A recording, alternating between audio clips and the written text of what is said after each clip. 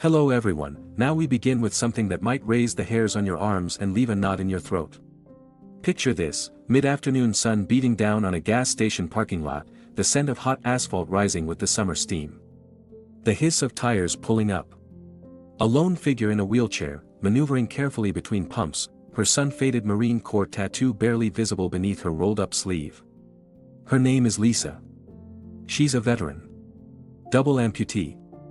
Still sharp, still tough, but today, it won't matter, because today, she's surrounded, 3 bikers. Leather vests, sunburnt grins, the type of laugh that gets louder the more you ignore it. You know the type. They start with jokes. Half whispers about her wheels, her looks, her uniform. You can hear one mutter, "Looks like Uncle Sam forgot his broken toys." You'd think someone would step in. But the guy at pump 6 stares at his receipt. The clerk watches from the window but doesn't budge. Lisa's trying to finish refueling, hands trembling slightly, but she's been through worse. She doesn't flinch, but you will. Because you realize, this isn't just a bad joke. One biker squats beside her and flicks the tire of her chair. Another walks behind her, says something about "what's a girl like you doing in a place like this with no legs to stand on?" That's when you feel your stomach twist. You probably won't survive this story if you're the type who thinks silence in moments like these is neutral. It's not.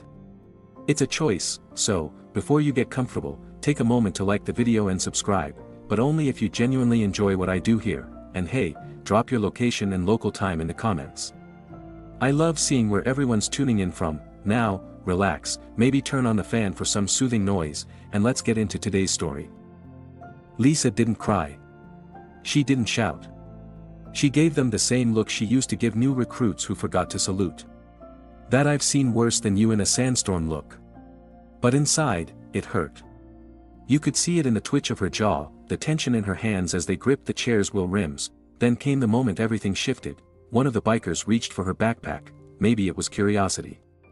Maybe it was malice.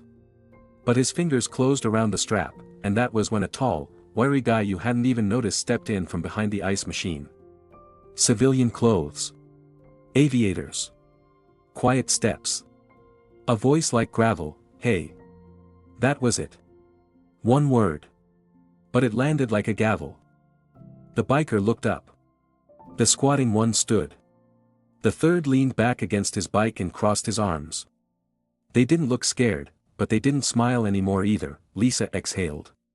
Finally. Not because someone had saved her. But because someone had noticed. The man in aviators stepped closer. Not big, but something in his posture said trained. He nodded to Lisa. "You alright, ma'am?" "Peachy," she said, sarcasm wrapped in steel. He turned to the bikers. "You done here?" Silence. Then a grunt from the one at the back. "We're just talking. Ain't a crime." The man didn't argue. He didn't posture. He just said, "Walk away. While you're still proud." Something flickered in the lead biker's eyes. Like recognition. Like regret trying to punch its way out of pride. But they backed off. Slowly. Muttering. Laughing again, but this time it sounded forced. The man didn't watch them go. He knelt by Lisa's chair. "You need help loading?" "No. But thanks." "You got someone coming?" She hesitated. "I'll be fine." He tapped the brim of an invisible hat and left without another word. But Lisa? She knew what had just happened. And it wasn't over, because sometimes, the quiet ones are messengers. They see. They listen. They signal, and across the country, there are people who still live by a certain code. They might not wear the uniform anymore, but they remember. And when one of their own is disrespected, especially one who gave more than most, it doesn't end in a parking lot. So, Lisa got in her van. Folded up her wheelchair. Started driving. Her hands were steady now. Meanwhile, behind her, something else had started moving. Something old. Something honorable. Something you don't see until it's already arrived. The bikers didn't know it yet, but they just stepped into a memory that stretched far beyond their petty laughter. A memory of boots in the sand, of dog tags and folded flags, of earned respect and unwritten vows. And those vows? They echo, 30 minutes. That's all it would take. But in those 30 minutes, phone calls would be made. A doorbell would ring. A locker would be opened. A truck would start, and the sound you'd hear next, boots. Not marching. Not stomping, just showing up, because that's what Marines do. The call came in like a whisper, not a siren. Just a short message in a private veteran group chat, words heavy with silent urgency, gas station off Route 9. Female vet. In a chair. Harassed. Bikers. Anyone close. That was it. No hashtags. No rage. No bravado. But every Marine in that chat felt the same gut pull. Because that kind of message isn't a request. It's a call to formation. It hits different when it's one of your own, and even though Lisa hadn't asked for backup, even though she'd handled it like a pro, the message still shot across counties, bouncing off satellite towers and city blocks, straight into the palms of men and women who'd once slept in sand, eaten dust, and saluted under fire. The first person to reply was Rico. Former staff sergeant. Worked security at the county fairgrounds now. He saw the text, looked at the time, and didn't even finish his sandwich. Just stood up, grabbed his keys, and said to his coworker, "I got something." That was it. He was gone. Then came Mal, quiet guy. Used to fix helicopters. Ran a lawn care service now. He saw the message while sharpening a blade. Didn't hesitate. Sent back a simple, 10 minutes. And they weren't the only ones. Across 3 towns, old units began to move like chess pieces. Some of them hadn't talked in months. One guy, Alan, got the message while coaching a youth baseball game. Handed the clipboard to a stunned assistant and said, "Emergency. Cover me." You have to understand, it wasn't just about Lisa. It was about the principle. The idea that a uniform, even after it's hung up, still deserves reverence. That scars, visible or not, are sacred. That disrespect isn't just rude, it's dishonorable, and that kind of dishonor. It travels fast. And it draws out the ghosts of a code civilians rarely see in action. Meanwhile, the bikers were still parked at the same gas station. As if nothing had happened. The leader was sipping from a bottle of water, wiping his brow. He joked about crazy wheelchair lady and laughed with his buddies, but the air was already shifting. You know that eerie quiet before a thunderstorm? When the wind pauses and even the birds seem to go silent. That was creeping in. Then came the first sign, a black pickup rolled into the lot. Unremarkable. Windows down. Veteran plate. Just sat there, engine idling. No one got out. 10 seconds later, another truck. This one older, dented, American flag decal on the back window. Parked beside the first, the bikers noticed. Gave them a once-over. Shrugged. Then a third. SUV this time. Marine Corps sticker on the bumper. 2 men stepped out. Didn't say anything. Just stood there, arms crossed, watching. By the time the 4th vehicle arrived, the bikers weren't laughing anymore. One of them muttered, "What the hell is this?" What it was a quiet roll call. 10 minutes became 20. The parking lot was half full now, but nobody moved toward the store. They just watched. Like a wall being built, one body at a time, a tall man in a faded recon tee walked slowly past the bikers and opened the gas station door. He spoke briefly to the clerk. A nod. A handshake. Then he walked back out and leaned against the wall. Sunglasses on. Hands in pockets. Still no one raised their voice. Still no threats, but the bikers were feeling it now, the weight. The presence. They were 3. This crowd was 10 strong now, maybe 12. And growing. It wasn't about numbers. It was about posture. Silence. Stance. You know how wolves don't growl when they circle? They just are. That's what this was. One of the bikers got back on his bike. Another lit a cigarette with shaking hands. The leader tried to stay cocky, but his eyes kept flicking around. Across the street, a retired gunnery sergeant watched from inside his barbershop. He didn't come out. Didn't have to. He just watched. Because justice, sometimes, doesn't wear a badge. Sometimes it wears dog tags. Half hidden under flannel shirts, back in the lot, Rico finally stepped forward. Walked slow, measured, like time itself had no power over him. He stopped just a few feet from the lead biker. "You the one touched her bag?" The biker squinted. "What if I was? No one touches a Marine's gear. Ever." Silence. Then Rico said something that will sit in your spine like ice. "She fought for you. She bled for you. And you disrespected her. That ain't just cowardly. That's spiritual failure." He didn't shout. He didn't flinch. Just stood there, his voice a low drumbeat of truth. The biker looked around. 12 men.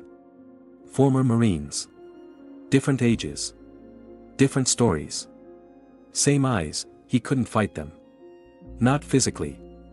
But more importantly, he couldn't lie to them, because they knew. Knew what courage looked like. Knew what pain meant.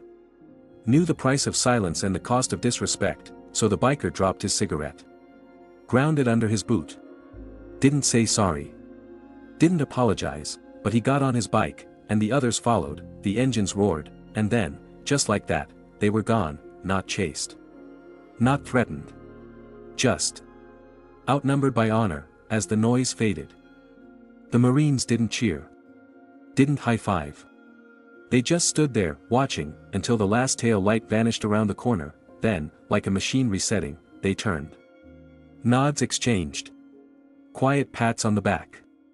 Rico opened the tailgate of his truck, pulled out a folded Marine flag, and draped it over his front seat. No words. Just presence, because this wasn't about revenge, this was about balance, about reminding the world, when you mess with one of us, you remember all of us. They didn't come in like a storm, they came in like a tide. And now that the bikers were gone, the parking lot of that gas station didn't feel like a battleground. It felt like sacred ground. A place reclaimed by memory and dignity. Lisa wasn't there to see it. She had already left, unaware of the ripples she'd set off. She had no idea that the Marines had shown up. No idea that justice had already started to settle like dust after a long ride, but her name? It echoed. Mal took a seat on the curb, the same one the lead biker had leaned against just half an hour earlier. He pulled out a small notepad and started sketching. Just shapes. The gas station. A wheelchair. A flag. For Mal, drawing was like prayer. Rico was on the phone now, talking quietly to someone. "Yeah, she's good. Yeah. We took care of it." Pause. No police. Nothing like that. Just presence. You could feel it in the air now. The bikers had thought they were dealing with just one woman in a wheelchair. What they didn't see was the invisible tether between veterans. One that doesn't fray with time.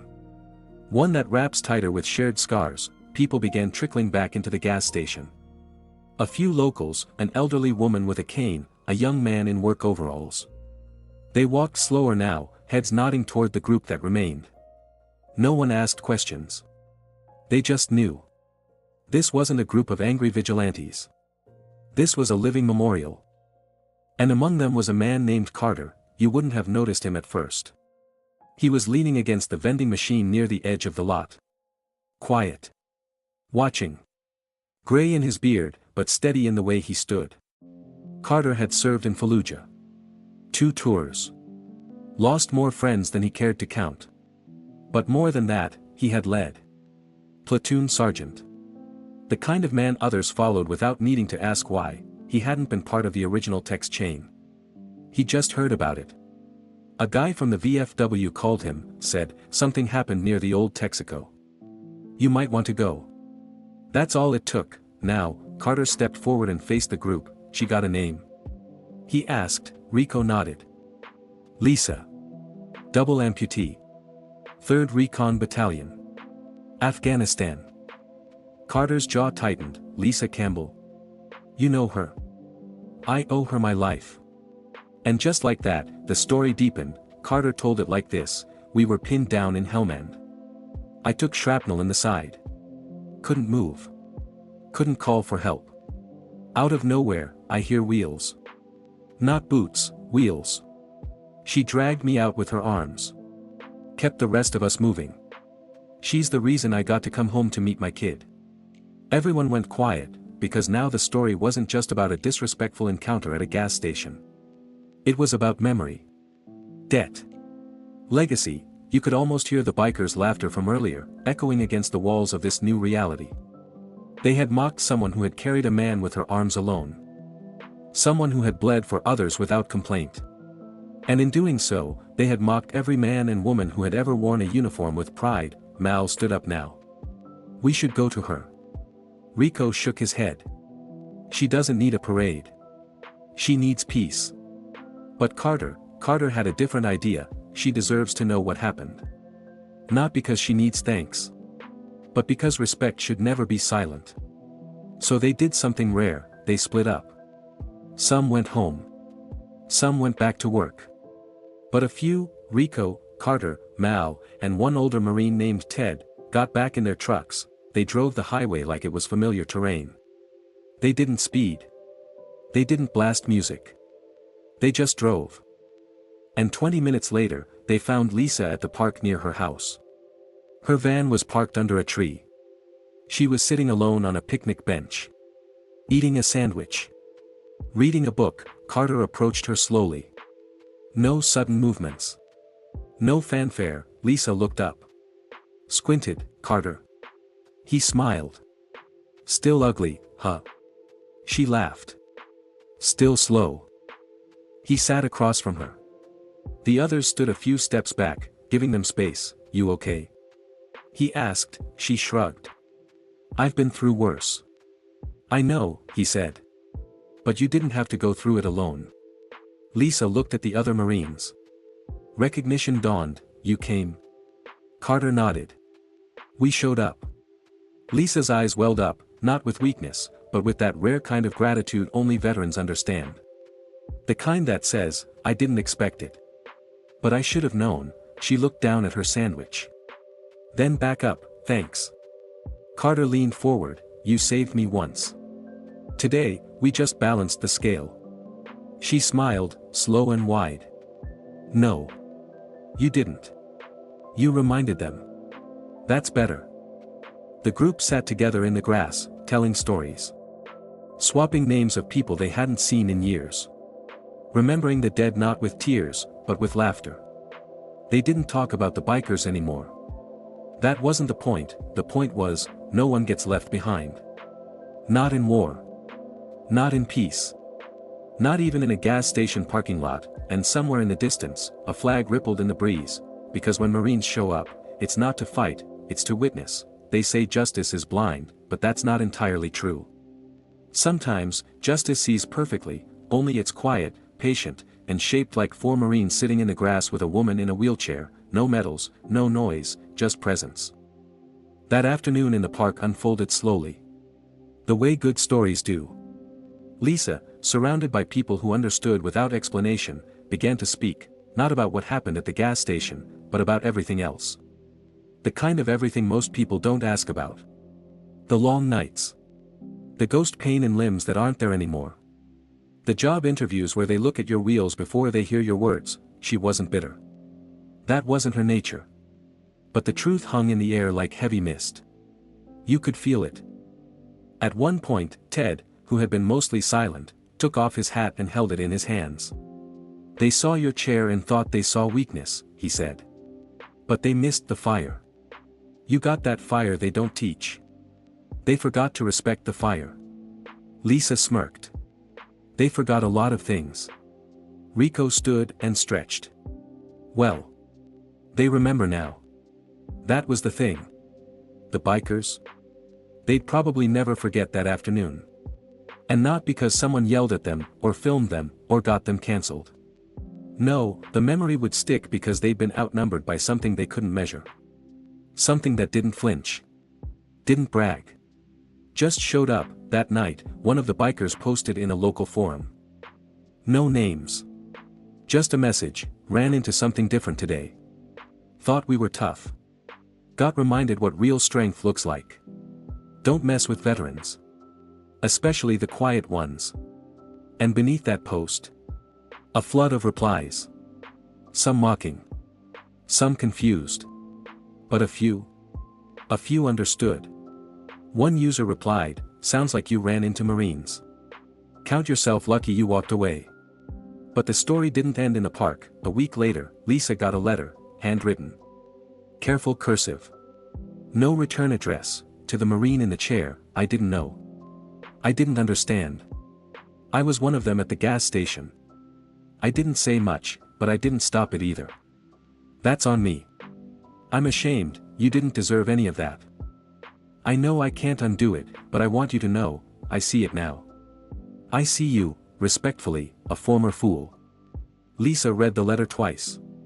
Then folded it neatly and placed it inside a weathered folder she kept in her nightstand.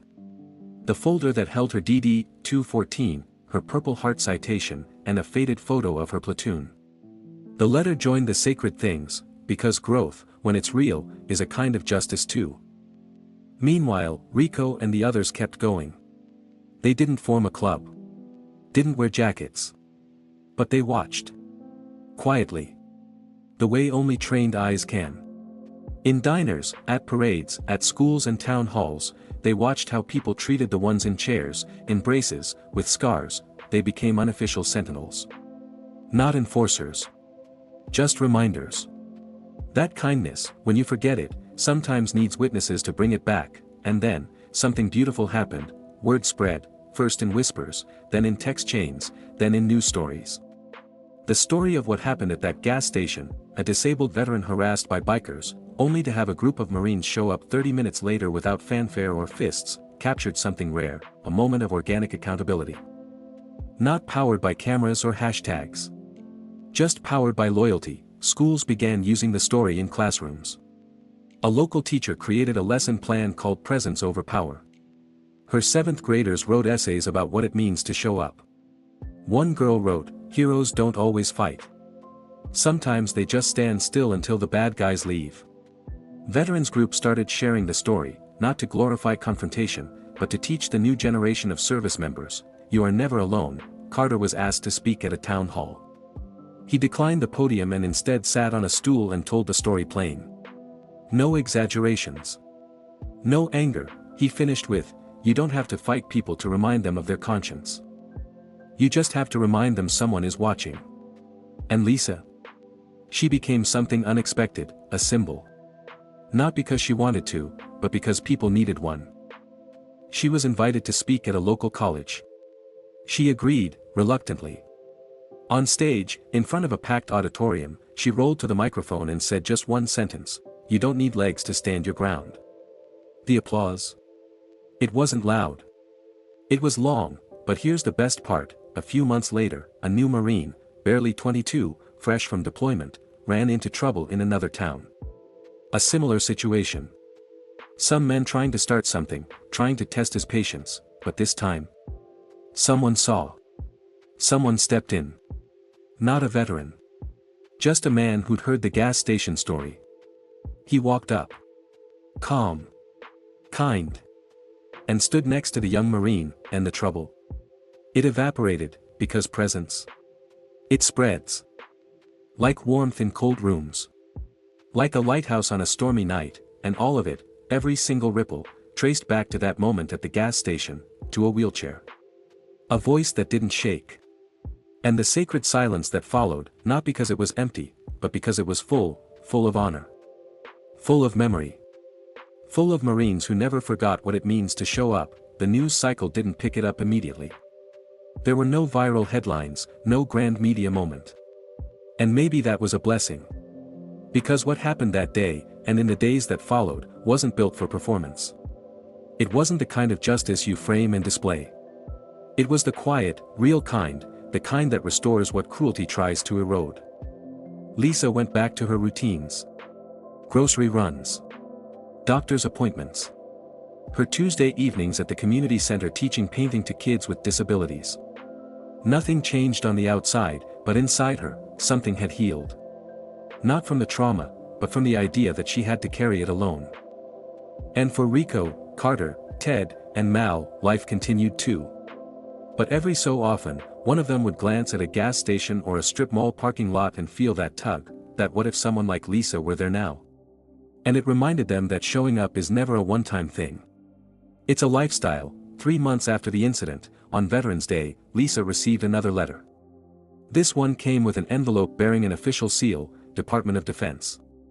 She opened it slowly, expecting something generic. It wasn't. It was a personal note from a 4-star general. No PR language. No ceremony.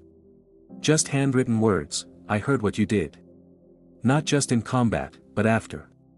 Thank you for reminding the country that courage doesn't retire. And that sometimes the battlefront looks like a parking lot.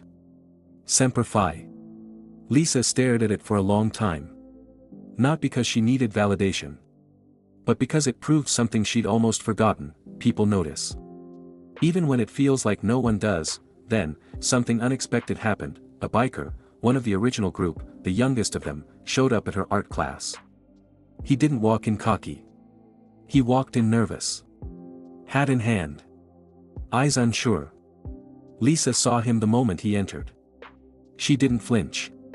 She didn't call him out. He stepped forward. Spoke softly, "I'm not here to make excuses. I'm here because I want to help. I don't know how to be different, but I want to try." And Lisa? She just nodded to the empty stool next to the supply shelf. "Sit. Paint," she said. "Let's start with hands. That's where the story begins." The biker stayed the whole hour. Said almost nothing. But by the end, he held up a painting. It wasn't good. Not technically. But it had something real: an open palm, scarred and strong, painted in bold strokes of red and black. Lisa looked at it, nodded. "Not bad," she said. "Looks like someone who's still learning." He smiled. "That's me." And just like that, something else rippled outward: redemption, because the true mark of justice isn't punishment. It's change. Not everyone gets there. But some do. And when they do, someone has to meet them on that road. Lisa did. Because that's what Marines do. Even off duty. Let's zoom out now. A year later, the gas station is still there. Same cracked pavement. Same flickering lights. But now, just outside near the payphone, there's a small plaque on a brick pedestal. It reads, "In honor of those who show up." For Lisa Campbell. And every veteran whose strength is mistaken for silence. People stop by sometimes. Leave flowers. Flags. Even letters. One little girl left her crayon drawing of a woman in a wheelchair with a superhero cape. Underneath, she wrote, "Thank you for not letting the bad guys win." And Carter? He visits every Veterans Day. Just stands there, arms crossed, letting the wind tug at his sleeves. He doesn't say much. But once, someone overheard him whisper, "They thought it was just Tuesday. They didn't know it was history." That's the story, not about revenge.